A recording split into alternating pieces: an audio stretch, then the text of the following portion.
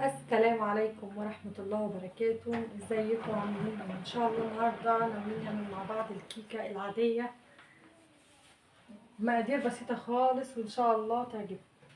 اول حاجة عندي الخلاط، بحط 4 بيضات في الخلاط. بسم الله الرحمن الرحيم بالشكل ده مع الفانيليا اهو. انا بحط ظرفين علشان انا بحب الفانيليا تبقى زيادة شوية، بس انت ممكن تحطي ظرف واحد مش مشكلة.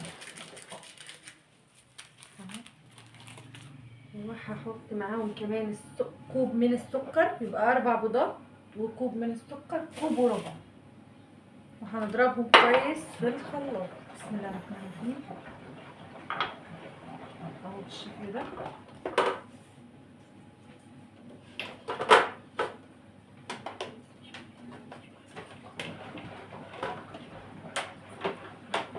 مع ذرة ملح،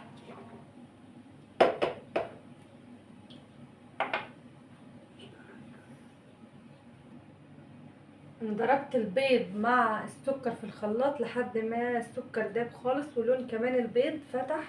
هضيف عليهم كوب من اللبن. بسم الله. وهنضرب تاني.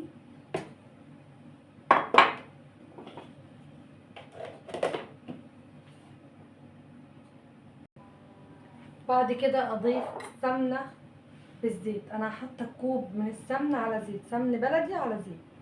بسم الله الرحمن الرحيم. انت ممكن تحطيها سمنه بس وممكن تحطي زيت بس، اللي يريحك خالص حطيه. المهم يكون الحاجه جودتها عاليه وتكون كوبايه كامله زي ما انت شايفه. هنضربها تاني. عفوا الصوت.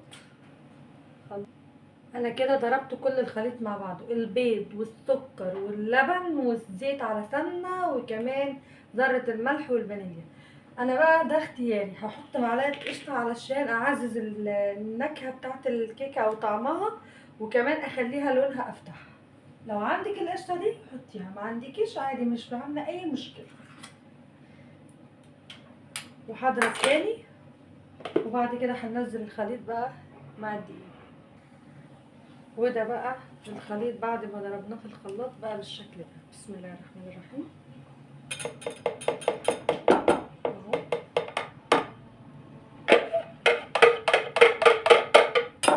هننزل بقى الدقيق عليه تدريجيا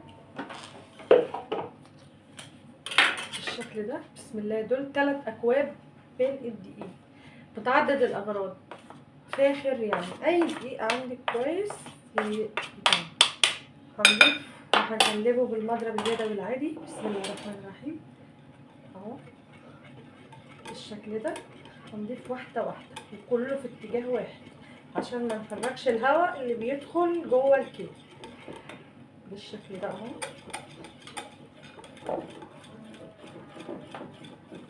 مع النص التاني هحط باكو من الكيك شيف. لو عندك بيكنج باودر مفيش مشكله، المتوازن الجد عندك تقدري تضيفيه. بسم الله الرحمن الرحيم. وده بقيت الدقيق هنقلبه كويس اهو. بسم الله الرحمن الرحيم بالشكل ده اهو. هنضربه ضربه كويسه، نخلطه مع بعض. وهنضيف بقى معلقه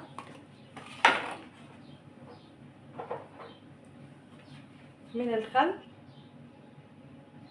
عشان تنفش معانا وتبقى طعمها حلو. بسم الله. ونقلبها كويس. في الحالة دي انا كنت جهزت معاكم صينية مطلية من معلقة زيت وعليها رشة من الدقيق. شايفين القوام بتاع الكيكة؟ طبعا هي لو احتاجت منك لبن ممكن تضيفي، بس طبعا بالتدريج بالراحة قوي عشان ما تخفش منك، بتبقى معانا بالقوام ده كله، بس كله برضو في اتجاه واحد. هنصبه بقى في الصينية بتاعنا. وانا كنت مولعة الفرن.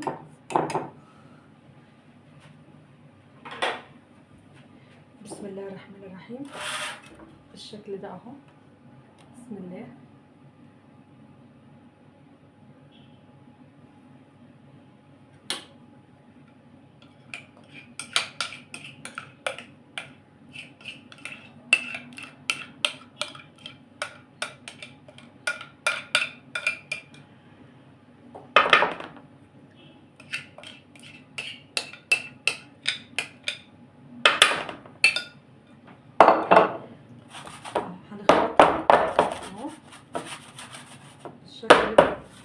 بقت بالمنظر ده. هندخلها الفرن وبعدين نطلع اوريها لكم. وده شكلها بعد ما هي طلعت من الفرن بقى بالشكل ده. نقطعها بقى ونوريها لكم. وده بقى شكلها بعد ما طلعت من الفرن بالشكل ده. ما شاء الله هشه وجميله، وشوفوا لونها فاتح وحلو ازاي.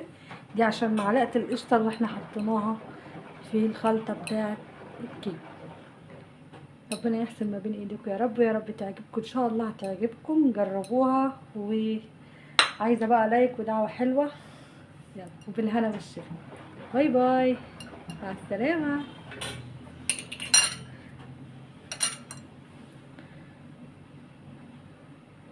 شايفه؟